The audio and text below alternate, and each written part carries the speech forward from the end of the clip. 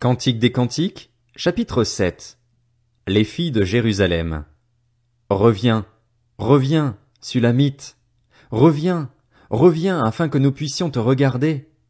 Qu'avez-vous à regarder la Sulamite comme la danse de deux camps? Le jeune homme. Que tes pieds sont beaux dans tes sandales, fille de prince. Les contours de tes hanches sont comme des ornements, œuvre des mains d'un artiste. Ton bassin est une coupe arrondie où le vin parfumé ne manque pas. Ton ventre est un tas de blé entouré de lys. Tes deux seins sont comme deux faons, comme les jumeaux d'une gazelle. Ton cou est comme une tour d'ivoire. Tes yeux sont comme les étangs de Hesbon, près de la porte de Bath-Rabim. Ton nez est comme la tour du Liban qui monte la garde face à Damas.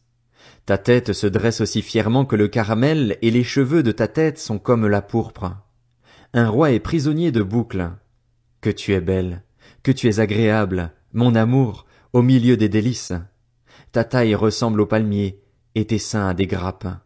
Je me dis, je veux monter sur le palmier pour attraper ces grappes. Que tes seins soient comme les grappes de la vigne, le parfum de ton souffle comme celui des pommes et ton palais comme un vin excellent. La jeune femme. Il coule aisément pour mon bien-aimé et glisse sur les lèvres de ceux qui s'endorment. Je suis à mon bien-aimé et son désir se porte vers moi. Viens, mon bien-aimé, sortons dans la campagne pour passer la nuit au village. Dès le matin nous irons aux vignes pour voir si la vigne pousse, si la fleur s'ouvre, si les grenadiers fleurissent. Là je te donnerai mon amour. Les mandragores diffusent leur parfum, à nos portes se trouvent tous les meilleurs fruits, nouveaux et anciens. Mon bien-aimé, je les ai gardés pour toi. Cantique des Cantiques, chapitre 8.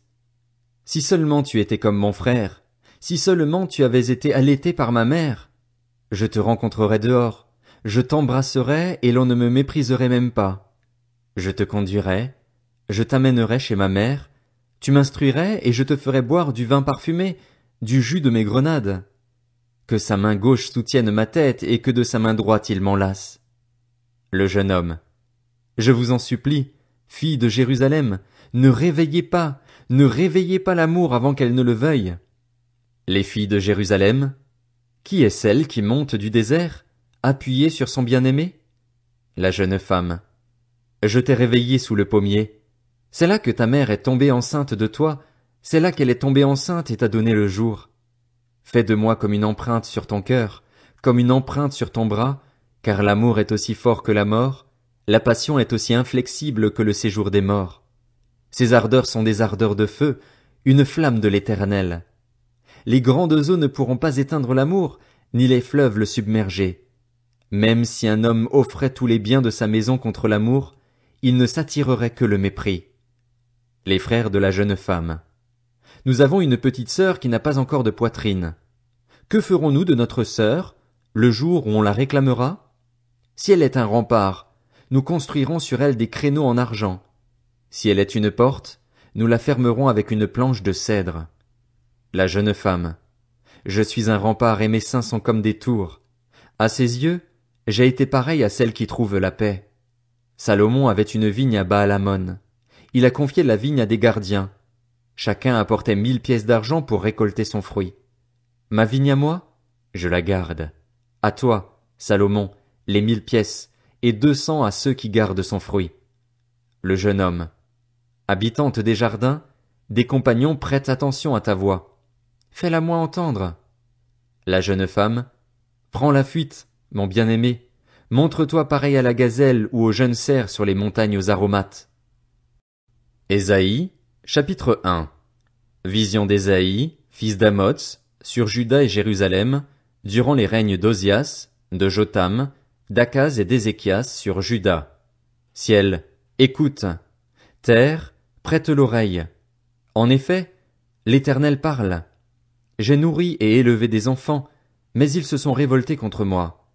Le bœuf connaît son propriétaire et l'âne la mangeoire de son maître, cependant Israël ne connaît rien, mon peuple n'a pas d'intelligence.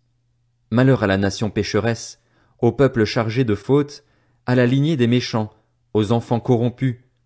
Ils ont abandonné l'Éternel, ils ont méprisé le Saint d'Israël, ils ont fait volte-face. À quoi bon vous frapper encore? Vous multipliez vos révoltes. La tête entière est malade et tout le cœur est souffrant. De la plante des pieds jusqu'à la tête, rien n'est en bon état. Ce ne sont que blessures, contusions et plaies vives qui n'ont été ni pansées, ni bandées, ni désinfectées. Votre pays est dévasté. Vos villes sont réduites en cendres. Des étrangers mangent les produits de votre sol sous vos yeux. C'est une dévastation pareille à la catastrophe opérée par des étrangers. Et la fille de Sion a survécu. Elle est restée comme une cabane dans une vigne, comme une hutte dans un champ de concombres, comme une ville épargnée. Si l'Éternel, le Maître de l'univers, ne nous avait pas conservé un faible reste, nous serions pareils à Sodome, nous ressemblerions à Gomorrhe. Écoutez la parole de l'Éternel, chef de Sodome. Prête l'oreille à la loi de notre Dieu, peuple de Gomorrhe. Que m'importe la quantité de vos sacrifices? Dit l'Éternel. Je suis rassasié des holocaustes de béliers et de la graisse des veaux. Je ne prends aucun plaisir au sang des taureaux, des brebis et des boucs. Quand vous venez vous présenter devant moi, qui vous demande de piétiner ainsi mes parvis? Cessez d'apporter des offrandes illusoires. J'ai horreur de l'encens, des débuts de mois, des sabbats et des convocations aux réunions. Je ne supporte pas de voir l'injustice associée aux célébrations. Je déteste vos débuts de mois et vos fêtes. C'est un fardeau qui me pèse. Je suis fatigué de les supporter. Quand vous tendez les mains vers moi, je détourne mes yeux de vous. Même quand vous multipliez les prières, je n'écoute pas. Vos mains sont pleines de sang. Lavez-vous, purifiez-vous, mettez un terme à la méchanceté de vos agissements, cessez de faire le mal. Apprenez à faire le bien, recherchez la justice, protégez l'opprimé, faites droit à l'orphelin, défendez la veuve. Venez, discutons, dit l'Éternel. Même si vos péchés sont couleur cramoisie, ils deviendront blancs comme la neige. Même s'ils sont rouges comme la pourpre, ils deviendront clairs comme la laine. Si vous voulez bien écouter, vous mangerez les meilleurs produits du pays, mais si vous refusez et vous montrez rebelle, vous serez dévorés par l'épée. Oui, c'est l'Éternel qui l'affirme. Comment?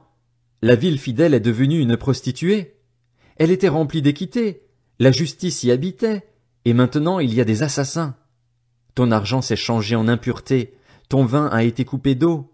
Tes chefs sont des rebelles et sont complices des voleurs. Ils aiment tous les pots de vin et courent après les récompenses. Ils ne font pas droit à l'orphelin et la cause de la veuve ne les touche pas. C'est pourquoi, voici ce que déclare le Seigneur, l'Éternel, le Maître de l'univers, le Dieu fort d'Israël. Je prendrai ma revanche sur mes adversaires, je me vengerai de mes ennemis. Je porterai de nouveau la main contre toi. Je te débarrasserai de tes impuretés comme avec de la potasse et j'éliminerai toutes tes parcelles de plomb. Je rétablirai tes juges tels qu'ils étaient par le passé et tes conseillers tels qu'ils étaient au début. Après cela, on t'appellera ville de la justice, cité fidèle. Sion sera racheté par la droiture et ceux qui s'y convertiront par la justice, mais la ruine atteindra en une seule fois les rebelles et les pécheurs et ceux qui abandonnent l'Éternel disparaîtront.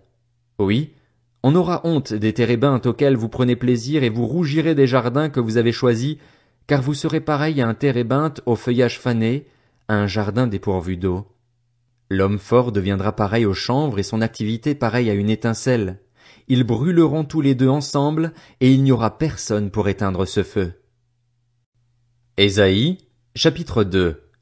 Prophétie d'Ésaïe, fils d'Amoz, sur Juda et Jérusalem. Il arrivera, dans l'avenir, que la montagne de la maison de l'Éternel sera fondée au sommet des montagnes. Elle s'élèvera au-dessus des collines et toutes les nations y afflueront.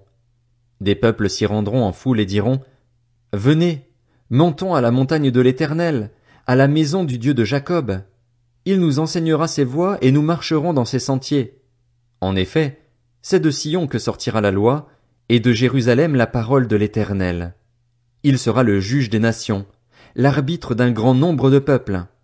Ceux-ci mettront en pièces leurs épées pour en faire des socs de charrues, et leurs lances pour en faire des serpes. Aucune nation ne prendra plus les armes contre une autre, et l'on n'apprendra plus à faire la guerre. Famille de Jacob, venez et marchons à la lumière de l'Éternel. Oui, tu as abandonné ton peuple, la famille de Jacob, parce qu'ils sont remplis de l'Orient, de personnes pratiquant la magie comme les Philistins, parce qu'ils tendent la main aux enfants étrangers. Son pays est rempli d'argent et d'or, de trésors sans fin. Son pays est rempli de chevaux, de chars en nombre incalculable. Son pays est rempli de faux dieux. Ils se prosternent devant ce que leurs mains ont fait, devant ce que leurs doigts ont fabriqué. Les petits devront s'incliner et les grands seront abaissés. Tu ne leur pardonneras pas. Entre dans les grottes, cache-toi dans la poussière pour échapper à la terreur que provoque l'Éternel et à la splendeur de sa majesté. L'être humain sera abaissé. Avec son regard hautain, la grandeur des hommes devra s'incliner. L'Éternel seul sera élevé, ce jour-là.